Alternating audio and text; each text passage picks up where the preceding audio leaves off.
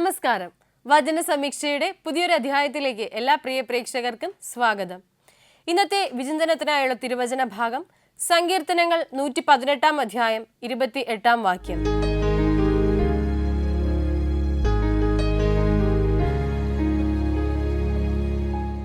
നീ എൻ്റെ ദൈവമാകുന്നു, ഞാൻ നിനക്ക് സ്തോത്രം ചെയ്യും.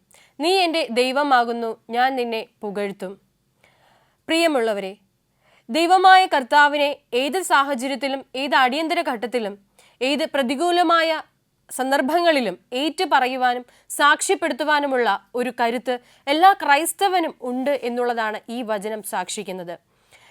നീ എൻ്റെ ദൈവമാകുന്നു എന്ന തിരിച്ചറിവിൽ അനുദിന ജീവിതത്തിൽ നമ്മുടെ എല്ലാം ജീവിത സാഹചര്യങ്ങളിൽ ആ കർത്താവിനെ കൊണ്ടുവരുവാൻ, യഹോവയെ കൊണ്ടുവരുവാൻ നമുക്ക് പ്രത്യാശയായും നമ്മുടെ പ്രതീക്ഷയായും അവന് വേണ്ടി സ്തുതികൾ ഉയർത്തുവാനും അവനെ പുകഴ്ത്തുവാനുമുള്ള കൃപയും കടാക്ഷവും അവൻ നമുക്ക് നൽകിയിട്ടുണ്ട്. അങ്ങനെയെങ്കിൽ നമ്മുടെ ഹൃദയത്തിലും ആത്മാവിലും ആത്മീയതയിലും ആ യഹോവയെ നിറച്ചുകൊണ്ട് അവനെ സ്തുതിച്ചുകൊണ്ട് അവനെ പുകഴ്ത്തിക്കൊണ്ട് ഏത് സാഹചര്യത്തിലും അവനെ വിശ്വസിച്ചേറ്റു പറയുവാനുള്ള സാക്ഷ്യം ഒരിക്കലും തള്ളിക്കളയുവാനല്ല, ഒറ്റുകൊടുക്കാനല്ല, പിന്നെയോ അവനെ ഹൃദയത്തോട് ചേർത്ത് നിർത്തുവാനും എൻ്റെ കർത്താവാണ് ഇത് എന്ന് ഏറ്റു പറയുവാനുമുള്ള ധൈര്യം ആർജിക്കുവാൻ ഈ വചനം നമ്മെ പഠിപ്പിക്കുന്നു. അത്തരത്തിലുള്ള ധൈര്യം ആർജിച്ചുകൊണ്ട് തന്നെ നമുക്ക് മുന്നോട്ട് നീങ്ങാം. വചന സമീക്ഷയുടെ ഈ അധ്യായത്തിലേക്ക് എല്ലാ പ്രേക്ഷകർക്കും ഒരിക്കൽ കൂടി സ്വാഗതം. ഒരു ഗ്രാമത്തിൽ ഒരു സന്യാസിയും അദ്ദേഹത്തിൻ്റെ ശിഷ്യന്മാരും താമസിച്ചിരുന്നു. അദ്ദേഹത്തിന് പ്രിയപ്പെട്ടവരായ 12 ശിഷ്യന്മാർ. അതിലാകട്ടെ ഏറ്റവും പ്രായം കുറഞ്ഞ ഒരു ശിഷ്യനാകട്ടെ അവൻ മടിയനുമായിരുന്നു. അവനാകട്ടെ അവനെ ഏൽപ്പിക്കുന്ന കർത്തവ്യങ്ങളിൽ നിന്നും കടമകളിൽ നിന്നും ഉത്തരവാദിത്വങ്ങളിൽ നിന്നും വിട്ടുനിൽക്കുവാനും ആഗ്രഹിച്ചിരുന്നു. എന്നിരുന്നാലോ അവൻ്റെ ഭവനത്തിലേക്ക് മടങ്ങിപ്പോകുവാൻ അവന് താല്പര്യമില്ലായിരുന്നു താനും. എന്തുകൊണ്ടെന്നാൽ ആ സന്യാസിയെ എല്ലാവരും ആരാധിക്കുകയും ബഹുമാനിക്കുകയും ചെയ്യുന്നത് കണ്ട് തനിക്കും എന്തെങ്കിലും ഒരിക്കൽ ആ പദവിയിലേക്ക് എത്തിച്ചേരണമെന്ന് അവൻ അതിയായി ആഗ്രഹിച്ചിരുന്നു. അല്ലെങ്കിൽ അത്തരത്തിലൊരു സന്യാസിയായി മാറണമെന്ന് അവൻ ആഗ്രഹിച്ചിരുന്നു. അങ്ങനെ അവൻ്റെ ആ ഒരു അലസതയും മടിയും ഒക്കെ കണ്ട് സന്യാസിക്ക് ചെറിയൊരു വിഷമം ഉണ്ടാകുന്നുണ്ട്. കാരണം തനിക്ക് പ്രിയപ്പെട്ട 12 പേരിൽ ഏറ്റവും പ്രായം കുറഞ്ഞവനാണ്. അവനെ എങ്ങനെയും അവൻ്റെ ജീവിത ലക്ഷ്യങ്ങൾ കണ്ടുപിടിച്ചു കൊടുത്തുകൊണ്ട് എന്താണ് യഥാർത്ഥ സന്യാസം, എങ്ങനെ അലസതയും മടിയും ഒക്കെ മാറ്റിവെച്ച് ലോകത്തിനും സമൂഹത്തിനും വേണ്ടി ജീവിക്കാം എന്നൊക്കെ അവനെ ഉത്ബോധിപ്പിക്കുവാൻ അല്ലെങ്കിൽ അവന് പറഞ്ഞു മനസ്സിലാക്കുവാൻ അദ്ദേഹം തീരുമാനിക്കുകയാണ്. അങ്ങനെ പല സാഹചര്യങ്ങളിലായി പല പരീക്ഷകളുടെയും ഒടുവിൽ അദ്ദേഹം അവനെ ഉപദേശിക്കുന്നുണ്ട്. പക്ഷെ അവൻ അതിലൊന്നിലും ചെവി വയ്ക്കുന്നില്ല. അങ്ങനെയിരിക്കെ അദ്ദേഹം അവനെ അടുത്ത് വിളിച്ച് അവനെ പരീക്ഷിക്കുവാൻ തീരുമാനിക്കുന്നു. അത് വെറുമൊരു പരീക്ഷണമല്ല, പിന്നെയോ ജീവിതത്തിലെ ഏറ്റവും വലിയൊരു പാഠം അവന് പഠിപ്പിക്കുവാൻ, അലസതയും മടിയും അവൻ്റെ ജീവിതത്തിൽ നിന്നും ഒഴിച്ചു മാറ്റുവാൻ അദ്ദേഹം ആഗ്രഹിച്ചുകൊണ്ട് അവനെ വിളിക്കുകയാണ്. നമ്മുടെ ജീവിതത്തിലെ അലസതയും മടിയും നാളെ എന്ന തീരുമാനങ്ങളുടെ മാറ്റിവെക്കലുമെല്ലാം ഈ ശിഷ്യനോടൊപ്പം നമുക്കും സന്യാസിയുടെ അടുത്തേക്ക് ചേർത്ത് വെക്കാം. സന്യാസി എന്തായിരിക്കും തൻ്റെ ശിഷ്യന് നൽകുന്ന പാഠമെന്നും എന്തായിരിക്കും ആ പരീക്ഷണമെന്നും നമുക്ക് മനസ്സിലാക്കാം. അതിനു മുൻപായി വചന സമീക്ഷയുടെ ഇന്നത്തെ ആദ്യത്തെ കോളറിലേക്ക് നമുക്ക് പോകാം. നമസ്കാരം, വചന സമീക്ഷയിലേക്ക് സ്വാഗതം. ആരാണ്? ഞാൻ അങ്കമാലിയിൽ നിന്നും അന്നാമ ബേബി. ഓ, അങ്കമാലിയിൽ നിന്ന് അന്നാമ ആന്റി അല്ലേ? അവിടെ എല്ലാവരും സുഖമായിരിക്കണോ? സുഖമായിട്ടിരിക്കുന്നു ആന്റി. ആന്റിക്ക് സുഖാണോ? സുഖാണ്. നിങ്ങളോട് പ്രാർത്ഥിക്കാൻ പറഞ്ഞിട്ട്, മഴയ്ക്ക് വേണ്ടി പ്രാർത്ഥിക്കാൻ പറഞ്ഞിട്ട് നല്ല മഴ പെയ്യുന്നുണ്ട്. ഓക്കെ, അത് പ്രാർത്ഥിച്ചതിന്റെ ഫലവാ. പിന്നെ എനിക്കറിയാൻ പാടില്ലേ, അവിടെ പ്രാർത്ഥിക്കാൻ പറഞ്ഞ അത്ര പ്രാർത്ഥന ഇവിടുന്ന് അവിടെ ആകാശത്തിൽ എത്രയ്ക്കുമ്പോ മഴ താഴെ വീഴും. അതത്രേ ഉള്ളൂ. ആന്റി സന്തോഷം, ഹാപ്പി അല്ലേ മഴ കണ്ടപ്പോ? പിന്നെ നമുക്ക് ആ ഹാപ്പിനെസ് കണ്ടാ മതി. താങ്ക് യു ജീസസ് എന്ന് പറഞ്ഞു. ഞാൻ എല്ലാവർക്കും നന്ദി പറഞ്ഞു. Okay, thank you anti, thank U. അവിടെ എല്ലാവർക്കും സുഖമല്ലേ? ദൈവകൃപയാൽ സുഖമായിരിക്കണം. ഓക്കെ ആന്റി, അപ്പൊ നമുക്ക് എന്തായാലും ക്വസ്റ്റ്യനിലേക്ക് പോയാലോ? പോകാലോ. ഓക്കെ, അപ്പൊ ആന്റിക്ക് വേണ്ടിയിട്ടുള്ള ഒന്നാമത്തെ ചോദ്യം ഇതാണ്: ദമ്മേശെക്കിലെ ധനവും ശമരിയയിലെ കൊള്ളമുതലും ആരുടെ അടുക്കലേക്കാണ് എടുത്തുകൊണ്ട് പോകുന്നത്? ആശൂർ രാജാവിന്റെ അടുക്കലേക്ക്. ഓക്കെ, ശരി ഉത്തരമാണ് ആന്റി. കൺഗ്രാറ്റുലേഷൻസ്. ഉത്തരം ഇതാണ്, അശൂർ രാജാവിന്റെ അടുക്കലേക്ക്. ഓക്കെ, നമുക്ക് രണ്ടാമത്തെ ചോദ്യം കൂടി ചോദിച്ചിട്ട് വിശേഷങ്ങളിലേക്ക് വരാവേ. ഓക്കെ, രണ്ടാമത്തെ ചോദ്യം ഇതാണ്: അപ്പ അമ്മേ എന്ന് വിളിക്കുവാൻ മഹേർ ഷാലാൽ ഹാഷ്ബസ് എന്ന കുട്ടിക്ക് അറിവാകുന്നതിന് മുൻപ് എന്ത് സംഭവിക്കുമെന്നാണ് യഹോവ അരുളി ചെയ്തത്? ധർമ്മേശേക്കിലെ ധനവും ശമരിയയിലെ കൊള്ളയും ആശൂർ രാജാവിന്റെ അടുക്കലേക്ക് എടുത്തുകൊണ്ട് പോകുന്നു. ഒരു സംശയമില്ല, കൃത്യമായിട്ട് ഉത്തരവും പറയാൻ ശ്രമിക്കുന്നുണ്ട് അല്ലേ? ശരിയാണോ? ശരിയാണ്. പിന്നെ ആന്റി പറഞ്ഞു കഴിഞ്ഞാൽ അങ്കമാലി എന്ന് ആന്റി പറഞ്ഞു കഴിഞ്ഞാൽ നമുക്ക് ഇവിടെ നിന്ന് നിഷേധിക്കാൻ പറ്റില്ല. Price the Lord. യെസ്. അപ്പോ ശരി ഉത്തരമാണ്. കൺഗ്രാറ്റുലേഷൻസ്. Thank you. അപ്പോ അതിന്റെ ശരി ഉത്തരം ഇങ്ങനെയാണ്: ദമ്മേശക്കിലെ ധനവും ശമരിയയിലെ കൊള്ള മുതലും അശൂർ രാജാവിന്റെ അടുക്കലേക്ക് എടുത്തുകൊണ്ടു പോകും.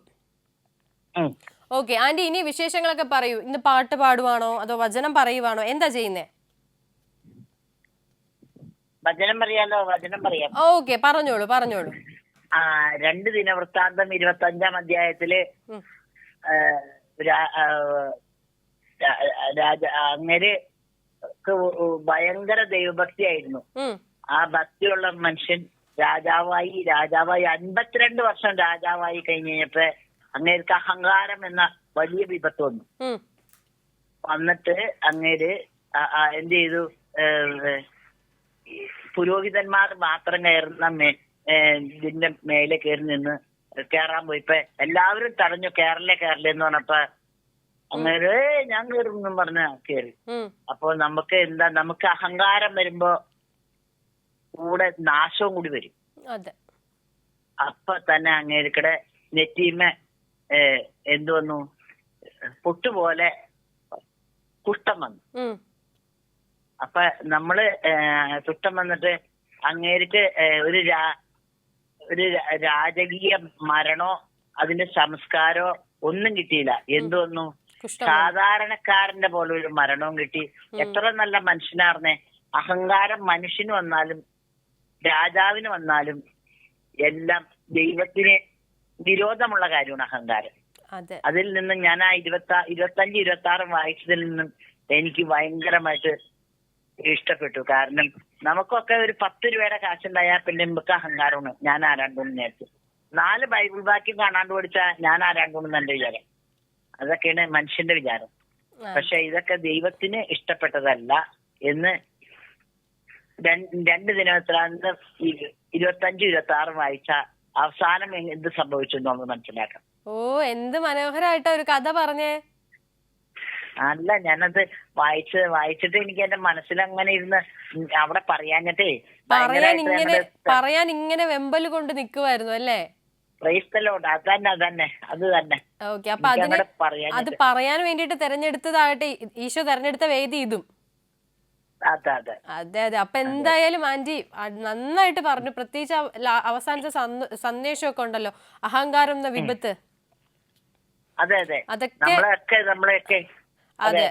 അതൊക്കെ നല്ലൊരു റിഫ്ലക്ഷൻ ആയിട്ട് നമ്മുടെ സൊസൈറ്റിയിലോട്ട് അല്ലെങ്കിൽ സമൂഹത്തിലോട്ടൊക്കെ എല്ലാവരുടെ ഉള്ളിലേക്ക് പോകേണ്ട ഒരു കാലഘട്ടത്തിന് അനിവാര്യത കൂടിയാണ് ഈ ഒരു സന്ദേശം.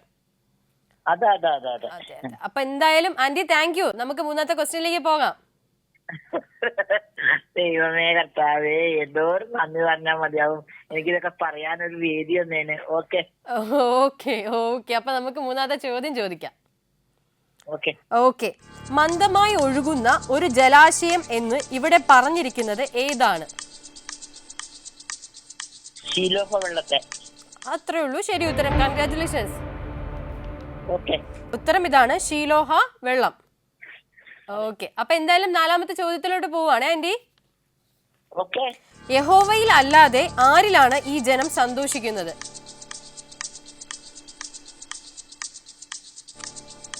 ഒഴുകുന്ന ശീലോഹ വെള്ളത്തിൽ നിരസിച്ച് യസനിലും ലെബന്യാമിലും മകനിലും സന്തോഷിക്കുന്നുണ്ട്. അത് തന്നെയാണ് ശരി ഉത്തരം. കൺഗ്രാറ്റുലേഷൻസ്. 100% വിജയം നേടിയിരിക്കുന്നു. അപ്പൊ ഇതിന്റെ ശരി ഉത്തരം നമുക്ക് ആന്റി ഒന്നും കൂടെ കേൾക്കാം. രസീനിലും രമല്യാവിന്റെ മകനിലും. ഓക്കെ, അപ്പൊ എന്തായാലും ആന്റി ഹാപ്പി അല്ലേ? വളരെ ഹാപ്പിയാ. Praise the Lord. ഓക്കെ, അപ്പൊ ഇനിയും വിളിക്കാം കേട്ടോ. God bless you. Okay, thank you aunty. Same to you. അങ്കമാലിയിൽ നിന്നുള്ള അന്നമ്മ ആന്റിയായിരുന്നു നമ്മളോടൊപ്പം കോളിൽ ഉണ്ടായിരുന്നത്. വചനം പങ്കുവയ്ക്കുക, അല്ലെങ്കിൽ കുറച്ച് വചനം ഉൾപ്പെടുന്ന ചോദ്യങ്ങൾ ചോദിക്കുക, ഉത്തരങ്ങൾ പറയുക എന്നതിനേക്കാളൊക്കെ ഉപരിയായിട്ട് ഏറ്റവും മനോഹരമായിട്ടൊരു എന്താ പറയുക, നമ്മുടെ സമൂഹത്തിന് ആവശ്യമായിട്ടുള്ള രീതിയിൽ ഒരു കഥ അല്ലെങ്കിൽ അതിൻ്റെ ഒരു വ്യാഖ്യാനം ഒരമ്മ പറയുക, അത് നമ്മുടെ വചന സമീക്ഷയിലൂടെ അമ്മയ്ക്കൊരു വേദി കിട്ടുക, അതൊക്കെ വലിയൊരു ദൈവാനുഗ്രഹത്തിൻ്റെ ഭാഗമാണ്. അപ്പോൾ അന്നമ്മ ആൻറ്റിയെ പോലെയുള്ള അമ്മമാരൊക്കെയും വചന സമീക്ഷയുടെ അംഗങ്ങളാകാൻ അല്ലെങ്കിൽ കുടുംബത്തിലേക്ക് ഇതുപോലെ വിളിക്കുവാനും നമ്മളോട് സംസാരിക്കുവാനും ഒക്കെ ഈശോ അനുഗ്രഹം നൽകട്ടെ എന്ന് പ്രാർത്ഥിക്കുന്നു, ആശംസിക്കുന്നു. പ്രത്യേകിച്ച് അന്നമ്മ ആൻറ്റിക്ക് വേണ്ടിയിട്ട് പ്രാർത്ഥിക്കുന്നു. നമുക്ക് നമ്മുടെ കഥയിലേക്ക് മടങ്ങാം. ആ ഗുരു തൻ്റെ ശിഷ്യനെ അടുത്തേക്ക് വിളിച്ചിട്ട് ഒരു കറുത്ത മുത്ത് അവനെ ഏൽപ്പിക്കുകയാണ്. ഒരു കല്ലിൻ്റെ വലിപ്പമുള്ള കറുത്ത മുത്ത്. ഗുരു അവനോട് ഇപ്രകാരം പറയുന്നു, ഇത് ഒരു മാന്ത്രിക കല്ലാണ് അല്ലെങ്കിൽ മാന്ത്രിക മുത്താണ്. ഇതുകൊണ്ട് ഏത് ലോഹത്തിൽ നീ ഉരച്ചാലും അത് സ്വർണമായി തീരും. അതിനുശേഷം ഗുരു പറയുന്നുണ്ട്, നിനക്ക് ഇത് കൈവശം വയ്ക്കുവാനുള്ള അനുവാദം വളരെ കുറച്ച് സമയത്തേക്ക് മാത്രമേ ഉള്ളൂ. കാരണം ഞാൻ ഇന്നൊരു യാത്ര പോവുകയാണ് ഒരു നഗരത്തിലേക്ക്. നാളെ വൈകുന്നേരം ഞാൻ ഇവിടെ എത്തുന്നതിന് മുൻപേ നിനക്ക് വേണമെങ്കിൽ ഇത് ഉപയോഗിക്കാം. അല്ലാത്ത പക്ഷം നീ ഇത് വളരെ സുരക്ഷിതമായി കയ്യിൽ കരുതുക. ഞാൻ വന്നതിന് ശേഷം എന്നെ മടക്കി ഏൽപ്പിക്കുക. അല്ലാതെ മറ്റാർക്കും ഇത് കൈമാറുകയോ മറ്റൊരാവശ്യത്തിനും ഇത് ഉപയോഗിക്കുകയോ ചെയ്യരുത്. അങ്ങനെ ഗുരു അവനത് നൽകിയിട്ട് യാത്രയാവുകയാണ്. എന്നാൽ ഇത് കേട്ട ശിഷ്യന്റെ മനസ്സിലാകട്ടെ 1000 ലഡു ഒരുമിച്ച് പൊട്ടുകയാണ്. എന്താണെന്ന് ചോദിച്ചാൽ അവനറിയാം ഏത് ലോഹത്തിൽ ഈ കറുത്ത മുത്ത് ഉരച്ചാലും അത് സ്വർണമായി തീരും. അങ്ങനെയെങ്കിൽ സന്യാസം പോലും വെടിഞ്ഞ് തനിക്കൊരു ലക്ഷ്യപ്രഭുവായി തീരാം എന്നുള്ള ദുർമോഹത്താൽ തന്നെ അവൻ അതിന് തീരുമാനിക്കുകയാണ്. അവൻ ഒരുപാട് ഇരുമ്പ് കഷ്ണങ്ങൾ വാങ്ങുവാനായി ആഗ്രഹിക്കുന്നു. എന്തിനാണെന്ന് ചോദിച്ചാൽ ഈ മുത്ത് ഉരയ്ക്കുവാൻ. ആ മുത്തുരച്ച് ഇരുമ്പ് കഷ്ണങ്ങളെ വലിയ സ്വർണ്ണക്കട്ടകളാക്കി മാറ്റുവാൻ. അങ്ങനെ ദുരാഗ്രഹവുമായി അവൻ മുന്നോട്ട് പോകുവാൻ തീരുമാനിക്കുന്നു. എന്നാൽ അവൻ്റെ മടിയും അലസതയും കൂടെപ്പിറപ്പായതുകൊണ്ട് തന്നെ നാളേക്ക് എന്നുള്ള തലത്തിലേക്ക് അവൻ ആ ഒരു ഉദ്യമത്തെ മാറ്റിവെക്കുകയാണ്. എങ്ങനെയാണെന്ന് ചോദിച്ചാൽ ഇന്ന് വൈകുന്നേരമായി, നാളെ രാവിലെ നഗരത്തിലേക്ക് പോകാം. ഇത്ര പെട്ടെന്ന് പോയിട്ട് കാര്യമൊന്നുമില്ലല്ലോ. എന്ത് തന്നെയായാലും നാളെ കൊണ്ട് ഞാൻ ധനികനാകും. അങ്ങനെയൊരു ലക്ഷ്യത്താൽ അവൻ അന്ന് ഉറക്കത്തിലേക്ക് പോകുന്നു. ഉറക്കത്തിലെ സ്വപ്നത്തിൽ പോലും അവനൊരു ധനികനാകുന്ന ആ ഒരു കാഴ്ചയായിരുന്നു അവൻ്റെ ഉള്ളത്തെ ഭരിച്ചുകൊണ്ടിരുന്നത്. പിറ്റേന്ന് രാവിലെ ഉറക്കമുണർന്നപ്പോൾ എന്തായിരിക്കും അവൻ്റെ ജീവിതത്തിൽ സംഭവിച്ചിട്ടുണ്ടാവുക? മടിയനായ അലസനായ ആ ശിഷ്യൻ ഗുരു പറഞ്ഞതുപോലെ അത് ആ ഒരു അവസരത്തെ ഏറ്റവും നല്ല മാർഗമായി കണ്ടെടുത്തുകൊണ്ട് മുന്നോട്ട് നീങ്ങിക്കാണുമോ, അതോ അവിടെയും അവൻ്റെ മടി അവന് വിനയായോ എന്നുള്ള കഥയിലേക്ക് നമുക്ക് മടങ്ങി വരുന്നതിന് മുൻപായി നമ്മുടെ രണ്ടാമത്തെ കോളറിലേക്ക് നമുക്ക് പോകാം. നമസ്കാരം, വചന സമീക്ഷയിലേക്ക് സ്വാഗതം. ആരാണ്? കുഞ്ഞുമോൾ ഷാജി, മീൻകുളം, ചങ്ങപ്പേട്ട. ഓക്കെ, സ്ഥലവും എല്ലാം പറഞ്ഞു. കുഞ്ഞുമോൾ ആന്റി അല്ലേ? അതെ. ആന്റി സുഖമായിട്ടിരിക്കുന്നോ? സുഖമായിട്ടിരിക്കുന്നു. ഓക്കെ, വീട്ടിൽ ആരൊക്കെ ഉണ്ട്? ഇപ്പം വീട്ടിൽ ഞാൻ ഹസ്ബൻഡും മാത്രമേ ഉള്ളൂ. ഓക്കെ, അപ്പം അങ്കിളും സുഖമായിട്ടിരിക്കുന്നു? സുഖമായിട്ടിരിക്കുന്നു. Okay okay. അപ്പോ നമ്മുടെ വചന സമീക്ഷയില് നമ്മൾ 4 ക്വസ്റ്റ്യൻസ് ആയിരിക്കും ചോദിക്കുക. അപ്പൊ എന്തായാലും നമുക്ക് ആദ്യം ക്വസ്റ്റ്യൻസിലേക്ക് പോയിട്ട് ബാക്കി വിശേഷത്തിൽ വരാം. ഓക്കെ, അപ്പൊ ആന്റിക്ക് വേണ്ടിയിട്ടുള്ള ഒന്നാമത്തെ ചോദ്യം ഇതാണ്. യഹൂദയെയും അവന്റെ ശത്രുക്കളെയും ശിക്ഷിക്കുവാനായി ദൈവം ഏത് രാജാവിനെയാണ് ഉപയോഗിക്കുന്നത്? അശോക രാജാവിനെ. ശരി ഉത്തരമാണ്. കൺഗ്രാറ്റുലേഷൻസ്. ഉത്തരം ഇതാണ്, അശൂർ രാജാവിനെ. ഓക്കെ, രണ്ടാമത്തെ ചോദ്യത്തിലേക്ക് പോകാം. ഓക്കെ, ചോദ്യം ഇതാണ്. ആ നാളിൽ യഹോവ മിസ്രയീമിലെ നദികളുടെ അറ്റത്തു നിന്നും അശൂർ ദേശത്തു നിന്നും ചൂളമടിച്ച് വിളിക്കുന്നത് എന്തിനെയാണ്?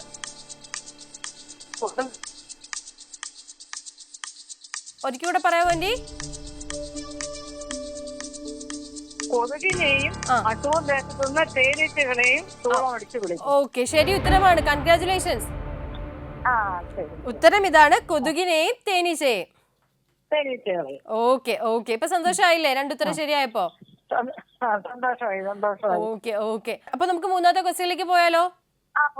ഓക്കെ, ചൂളമടിച്ച് വിളിച്ച കൊതുകുകളും തേനീച്ചകളും വന്ന് വസിച്ചത് എവിടെയെല്ലാമാണ്?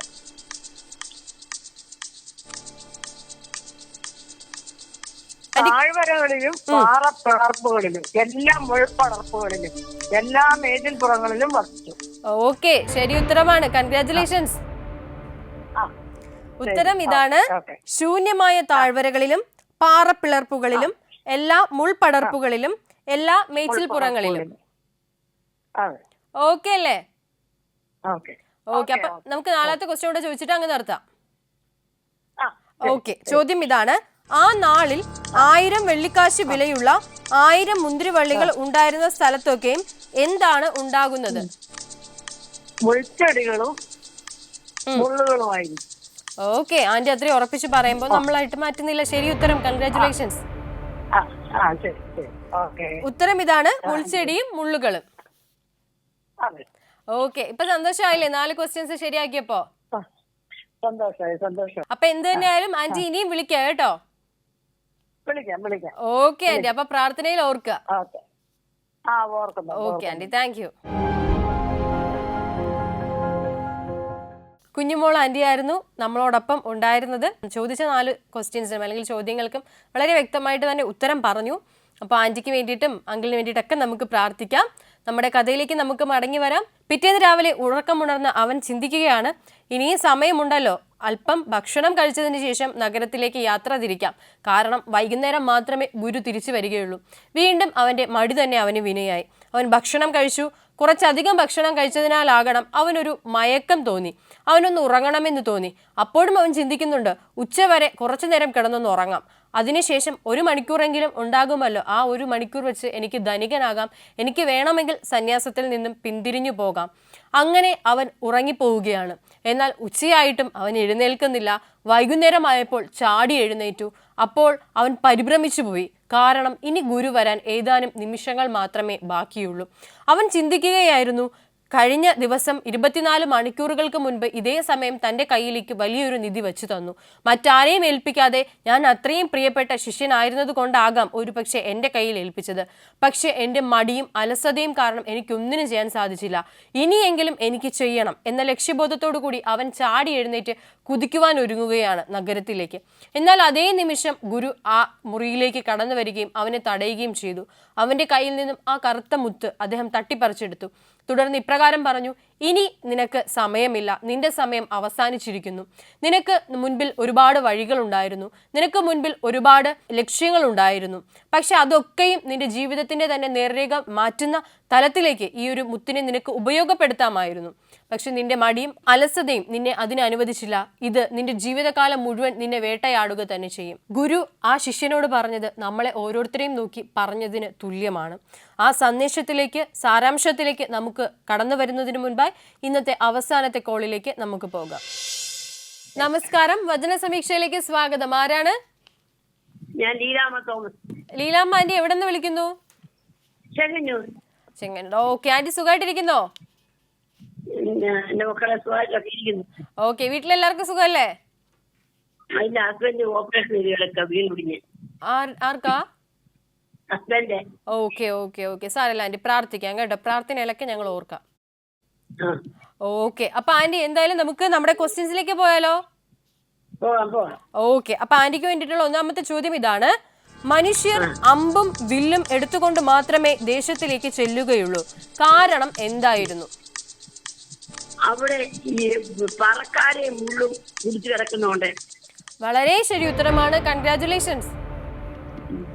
ഉത്തരം ഇതാണ്, ദേശമൊക്കെയും മുൾച്ചെടികളും മുള്ളുകളും പിടിച്ചു കിടക്കുന്നതിനാൽ, അല്ലേ? ഞങ്ങളുടെ വേദോസത്തിനുള്ളും പറക്കാരെയും. അത് സാരില്ല ആന്റി, അത് നമ്മുടെ വചനം ഗ്രന്ഥം മാറുന്നതനുസരിച്ച് കുറച്ച് വാക്കുകളൊക്കെ കുറച്ച് മാറ്റം ഉണ്ടാവുമല്ലോ, അങ്ങനെ. ഓക്കെ, അപ്പൊ നമുക്ക് രണ്ടാമത്തെ ചോദ്യത്തിലേക്ക് പോയാലോ? ഓക്കെ, ചോദ്യം ഇതാണ്. ദേശത്ത് ശേഷിച്ചിരിക്കുന്ന ഏവരുടെയും ആഹാരം എന്തായിരുന്നു? നല്ല കോമ്പിനേഷൻ അല്ലേ? ഓക്കെ ആന്റി, എന്തായാലും ശരി ഉത്തരം, കൺഗ്രാറ്റുലേഷൻസ്. ഉത്തരം ഇതാണ്, തൈരും തേനും. ഓക്കെ, പിന്നെ അവിടെ എന്തുകൊണ്ട് വിശേഷം? ഇങ്ങനെ അങ്ങ് പോകുന്നു, ഒരു ഒഴുക്കിനൊത്ത് അങ്ങ് പോകുന്നു. ഓക്കെ, അപ്പൊ നമുക്ക് മൂന്നാമത്തെ ചോദ്യത്തിലേക്ക് ആ ഒഴുക്കിനൊത്ത് തന്നെ പോവാം. ഓക്കെ, ചോദ്യം ഇതാണ്. ആ നാളിൽ അവർ പശുക്കിടാവിനെയും ആടുകളെയും വളർത്തുന്നത് കൊണ്ട് അവർക്ക് എന്ത് പ്രയോജനം ഉണ്ടായി?